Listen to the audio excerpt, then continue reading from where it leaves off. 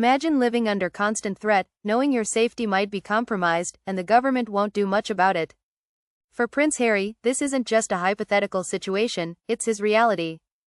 As the final day of his courtroom appeal against the UK government's decision regarding his security detail unfolded, his lawyer made one thing clear: the prince's life is in jeopardy.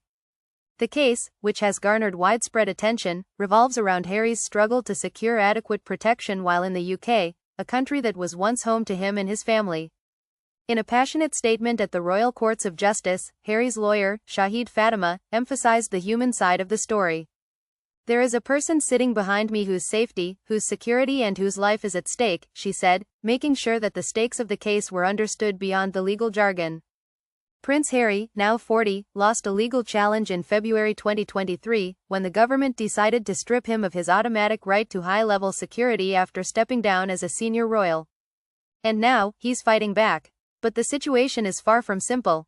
According to the Home Office, Harry and his wife Meghan Markle aren't entitled to taxpayer-funded protection within Great Britain. The couple, who stepped back from their royal duties in 2020, want to continue their public roles, albeit as privately funded members of the royal family. This request, however, has been met with resistance. The government's stance? They argue that Harry's security needs can be met with a bespoke process, something tailored to his specific circumstances, but not the same level of protection once afforded to senior royals. Here's where it gets interesting. Harry's lawyers argue that this so-called bespoke process is, in fact, a form of discrimination. Fatima pointed out that the prince was being singled out for inferior treatment. Instead of the high-level protection he once enjoyed, Harry is now faced with a system that is, in his eyes, insufficient and unsafe.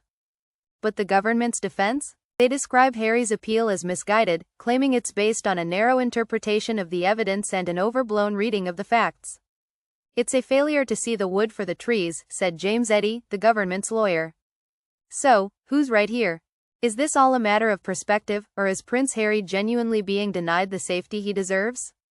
For the prince, this case isn't just about the legal battles, it's personal. His decision to attend the court hearings is proof of how deeply this issue affects him and his family.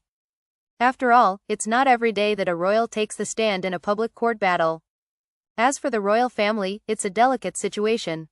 On the same day Harry appeared in court, his father, King Charles III, was celebrating a milestone, his 20th wedding anniversary with Queen Camilla.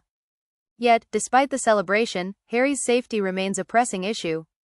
Could this all be a coincidence, or is there a deeper connection between the timing and the family's internal dynamics? In the end, this case is far more than just a legal dispute, it's about what's at stake for Prince Harry and his family. His life, his security, and ultimately, his right to be protected.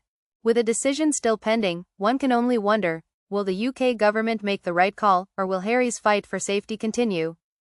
Stay tuned, this royal security saga is far from over.